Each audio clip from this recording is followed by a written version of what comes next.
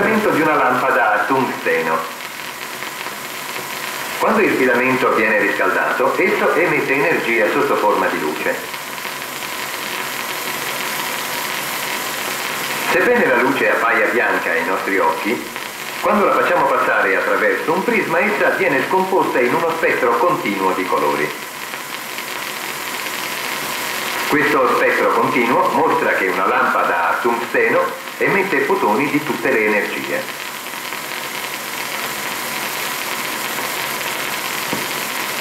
Questo è un tubo di scarico di gas contenente idrogeno. La luce emessa è dovuta agli atomi di idrogeno e costituisce uno spettro di righe. Ogni riga corrisponde ad una sola delle possibili variazioni energetiche di un atomo di idrogeno. A differenza che negli atomi di tungsteno, in quelli di idrogeno avvengono ben poche variazioni energetiche. Misure accurate di frequenza forniscono le variazioni di energia e un diagramma dei livelli energetici dell'atomo di idrogeno. Come si spiega che l'energia di un atomo di idrogeno ha solo determinati valori? Descriviamo molto semplicemente l'atomo di idrogeno. Ad ogni istante l'elettrone è separato dal protone da una certa distanza r.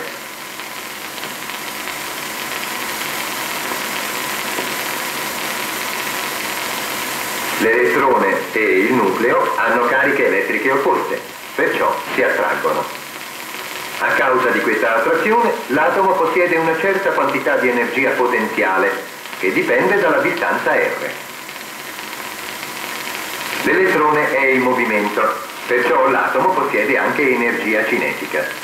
La somma di queste due forme di energia dà l'energia elettronica totale dell'atomo ed esprime leggi del moto che si applicano alle particelle macroscopiche. Per adattarle al comportamento delle particelle microscopiche, come gli elettroni e i protoni, occorre modificarle.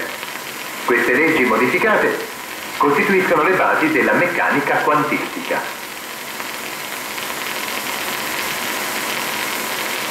La matematica della meccanica quantistica è molto complessa. A noi però non occorre conoscere i calcoli in dettaglio. Ci interessano solo i risultati che la meccanica quantistica fornisce. Questo calcolatore semplifica l'esecuzione dei calcoli.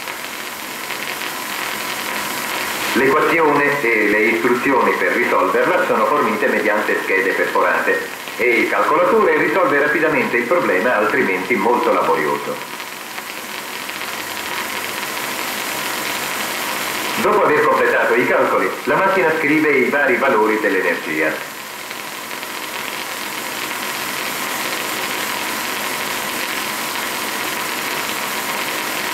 Confrontiamo le energie calcolate con quelle determinate sperimentalmente sull'atomo di idrogeno. L'accordo è ottimo. Quindi la meccanica quantistica offre una spiegazione dei caratteristici livelli energetici osservati per l'atomo di idrogeno. E poiché essa conferma tutte le proprietà misurabili dell'atomo di idrogeno, possiamo credere anche ai risultati che essa fornisce per altre proprietà di più difficile misura. Una di queste proprietà è la posizione rispetto al nucleo dell'elettrone. Che può dirci a riguardo la meccanica quantistica? Consideriamo lo stato d'energia 1s, cioè il più basso e più stabile dell'atomo di idrogeno. Si noti che i risultati della meccanica quantistica sono dati solo in termini di probabilità. Questo gioco ci aiuterà a capire il tipo di informazioni probabilistiche ricavabili dalla meccanica quantistica. Osservate dove colpisce il dardo. Ogni tiro è del tutto indipendente dagli altri. Osservate la distribuzione dei fori. Sono molto addensati vicino al centro del bersaglio e si diradano verso gli orli del bersaglio. Questi fori rappresentano la probabilità che al tiro successivo il dardo colpisca un dato centimetro quadrato. Dove ci sono molti fori, la probabilità è alta, dove sono pochi è bassa. Pertanto, la probabilità che il dardo colpisca vicino al centro è molto maggiore della probabilità che colpisca lontano. C'è una stretta analogia con la distribuzione elettronica nell'atomo di idrogeno. I fori sono distribuiti intorno al centro proprio come l'elettrone centra il suo movimento attorno al nucleo. Guardate il diagramma di probabilità per lo stato 1s dell'atomo di idrogeno fornito dal calcolatore.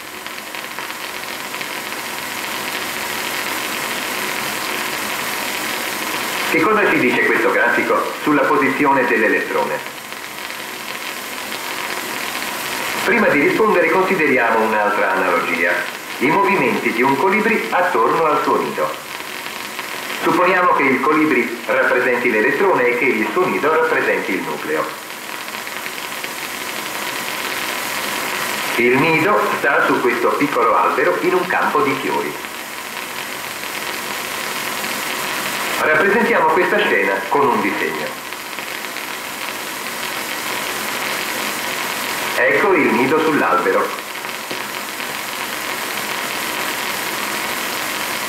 Il colibrì raccoglie nettare dai fiori qua e là attorno al suo nido. Segniamo sul disegno la posizione di ogni fiore visitato dal colibrì.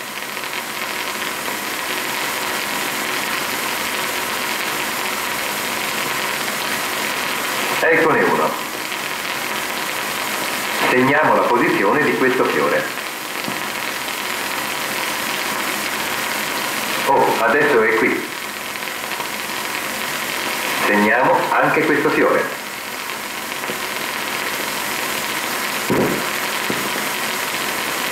Ed ora un terzo.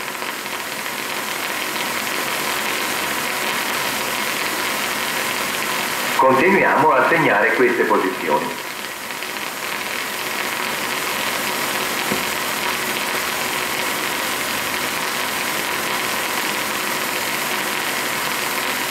Segnando per un lungo periodo di tempo si forma un disegno regolare. Per ogni area del disegno il numero di spighe è molto maggiore vicino al nido di quanto non lo sia più lontano. Di nuovo abbiamo ottenuto informazioni probabilistiche. La probabilità che l'uccello visiti un fiore vicino al nido è molto maggiore di quella che ne visiti uno lontano.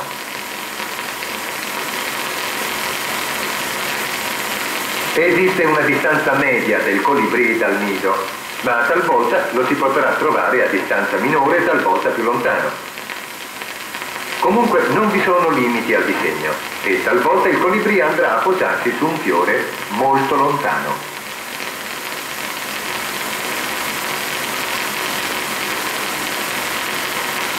Il grafico dell'atomo di idrogeno ricavato dal calcolatore ha esattamente lo stesso significato.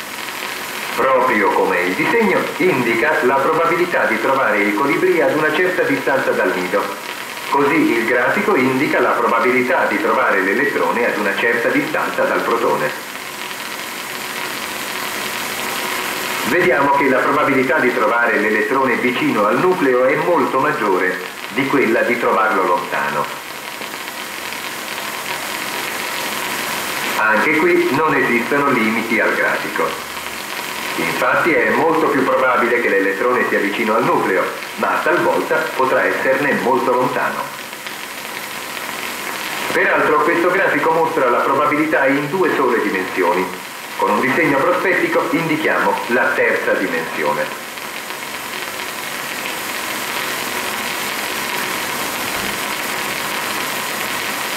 Questa descrizione probabilistica delle posizioni dell'elettrone è detta orbitale 1s dell'atomo di idrogeno e non ha limiti definiti, sebbene abbia una forma sferica.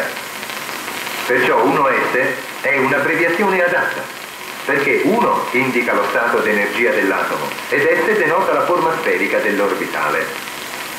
Ma ricordate che l'orbitale rappresenta solo la probabilità di trovare l'elettrone in una certa posizione. Se potessimo osservare l'elettrone in istanti diversi, lo troveremmo prima in una certa posizione, poi in un'altra, e così via. Ma quale sarà la traiettoria percorsa dall'elettrone andando da una posizione all'altra? A questa domanda la meccanica quantistica non risponde esplicitamente. Per la meccanica quantistica può andare bene ogni traiettoria corrispondente a questa distribuzione. Perciò noi possiamo soltanto confrontare il grafico con il modello quantomeccanico. Per esempio, ecco un comune modello della traiettoria dell'elettrone che certo avrete già visto. Mostra che l'elettrone si muove in un'orbita intorno al nucleo come un pianeta intorno al Sole. Possiamo definirlo un modello a satellite. Paragoniamolo al grafico fornito dalla meccanica quantistica per l'atomo di idrogeno. Se il modello a satellite fosse esatto, la distanza dell'elettrone dal nucleo sarebbe fissa. Il diagramma avrebbe la forma di un cerchio e l'elettrone non si avvicinerebbe mai al nucleo. Ma in realtà l'elettrone può avvicinarsi al nucleo come calcolato dalla meccanica quantistica. Perciò il modello a satellite è in contrasto con l'esperienza e deve essere scartato.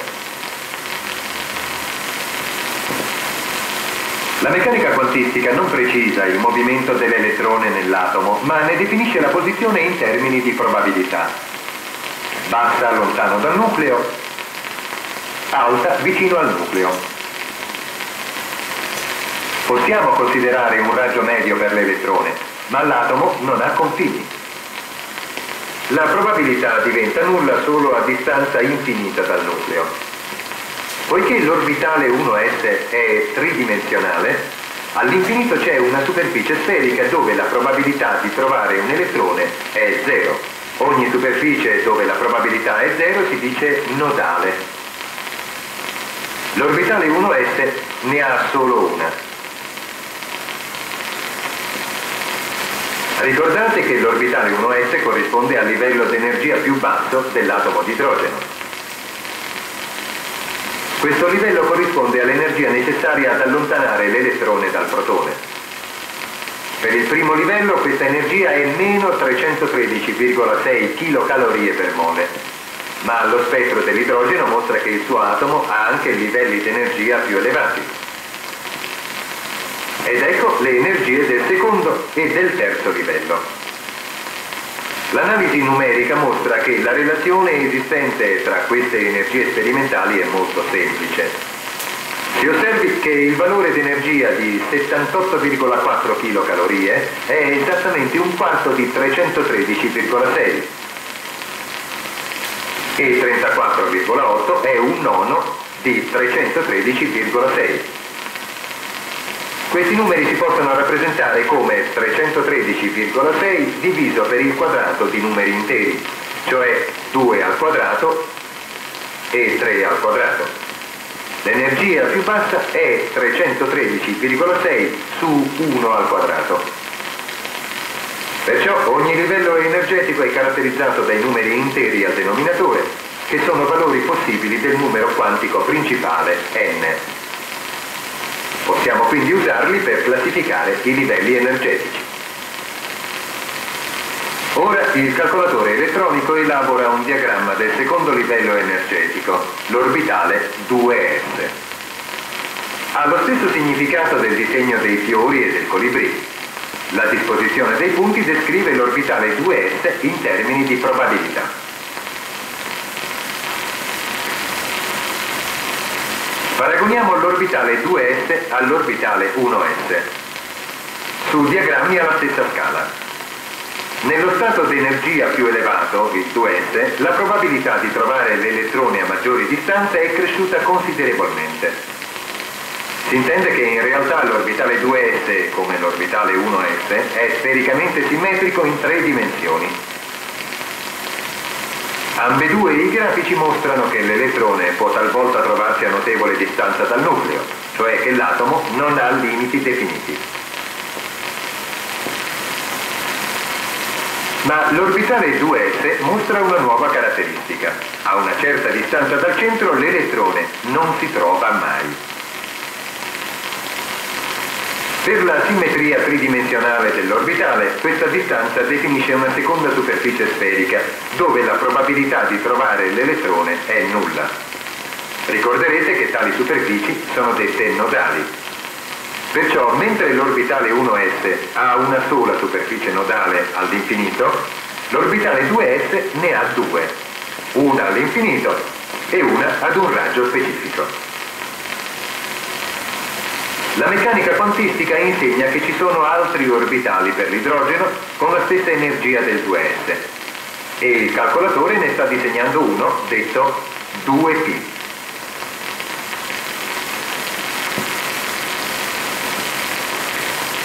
L'orbitale 2p ha circa le stesse dimensioni del 2s, ma ne differisce notevolmente nei contorni.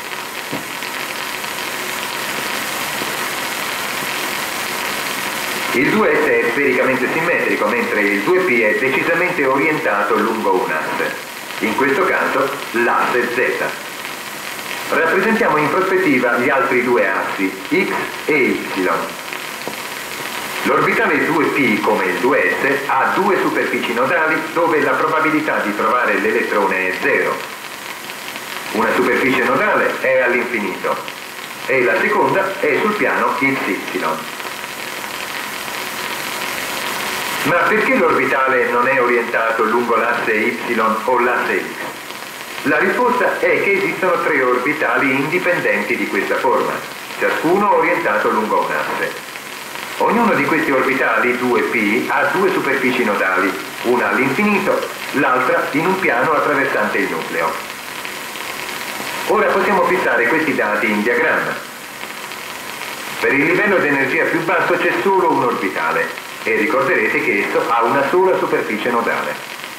Ma per il livello energetico n uguale a 2 troviamo 4 orbitali, ciascuno avente due superfici nodali. Infatti per ogni valore di n esistono n al quadrato orbitali, ognuno avente n superfici nodali. Vediamo quindi che n, detto numero quantico principale, offre una gran quantità di notizie sull'atomo di idrogeno. Esso indica i possibili stati di energia e i corrispondenti valori. Per ogni stato energetico esistono n al quadrato orbitali ed ogni orbitale ha n superfici nodali. I diagrammi degli orbitali ad energia più alta si complicano in forma al crescere di n. Ma nella meccanica quantistica tutti gli orbitali sono descritti in termini di probabilità, proprio come abbiamo descritto l'orbitale 1s. Siamo partiti dai livelli energetici dell'atomo di idrogeno. Abbiamo visto che la meccanica quantistica sa calcolare queste energie e che la descrizione quanto-meccanica dell'atomo contiene solo dati di probabilità, come la distribuzione dei fori nel bersaglio e come la distribuzione dei fiori visitati dal colibrì. La meccanica quantistica spiega anche molti altri concetti della chimica, come i livelli energetici di atomi con più di un elettrone, la formazione di molecole, le energie e le distanze di legame. Questi successi dimostrano l'utilità della trattazione quantomeccanica dell'atomo.